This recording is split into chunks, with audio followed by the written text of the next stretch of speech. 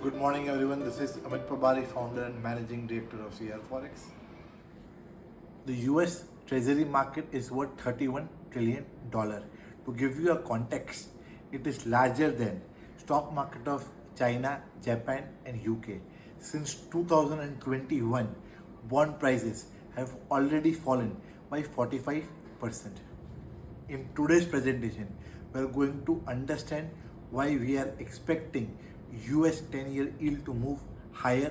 Second, what impact it is going to have on different asset classes, and why rupee is likely to move towards 97 kind of a level, and what should be an ideal strategy for an importer.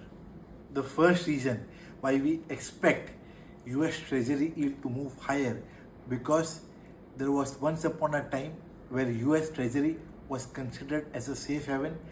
In the world of de-dollarization, US Treasury is no longer a safe haven asset. If you see the chart, it is clear from the chart that most of the central banks in the world are selling US Treasury. Japan and China are the largest holders of US Treasury. If you see the chart from last couple of years, both of them have been reducing its US exposure. In particular, China has been instrumental in selling US Treasury and moving towards gold. It is not China and Japan who are only selling US Treasury. It is India also. In last 1 year, US Treasury holding has decreased from 232.5 billion to 181 billion dollars in our total FX reserve. The other part of the chart is giving us an indication that from US Treasury we are also moving towards gold.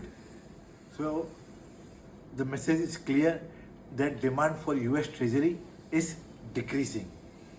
So now let us understand what is happening on the supply side. On the supply side, the first figure what we should use is US fiscal deficit. If you see the chart, it is clear that US is having a fiscal deficit close to 1.36 trillion. Now, how they are going to fund their deficit? By issuing government bonds. So basically, supply side is going to be constant. The second issue is that US government has to refinance approximately $8 trillion worth of bonds in next 1 year. That will also keep the supply on the higher side. Second, we are expecting that they have to refinance at a higher interest rate, resulting that net interest payment obligation on a year-on-year basis to increase approximately by $80 billion. So we can conclude that 10-year US yield is moving higher towards 5.5%.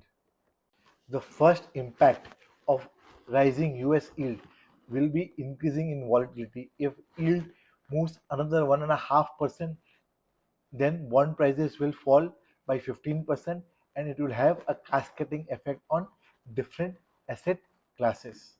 For US business houses, higher bond yield can translate into higher borrowing costs, reducing their business margin. For consumers in the US, higher bond yield means higher mortgage rate, higher credit card interest rate, as a result, less disposable income and lower consumption power. All of this is signaling 2 points. First, US equity market might not perform well. Second, important aspect is gold can be considered or will be the only safe haven in the world for coming days. Now let us discuss outlook on rupee. Whenever there is a global uncertainty or geopolitical crisis, our rupee is under pressure. It is not because as a country we are doing bad, but it is because as a country we are dependent heavily on oil import. Approximately 85% of oil consumption is being imported. At CR Forex, we are expecting that crude oil price can move again towards 100 level mark in coming days. $1 increase in crude oil prices increase our import bill by approximately 13,000 crores on an annual basis. Higher crude oil prices, muted FII investment, plus RBI 100 billion short position together create a perfect recipe for weaker rupee. From a technical perspective, 9610 to 9620 is going to act as a strong support for rupee, and 96 and a half is likely to act as a resistance. Once 96 and a half is taken out, we are expecting rupee to move towards 97 to 97 and a half kind of levels. For importers, we will suggest that any dips should be taken as an opportunity to cover their imports. With this, I will end my today's presentation.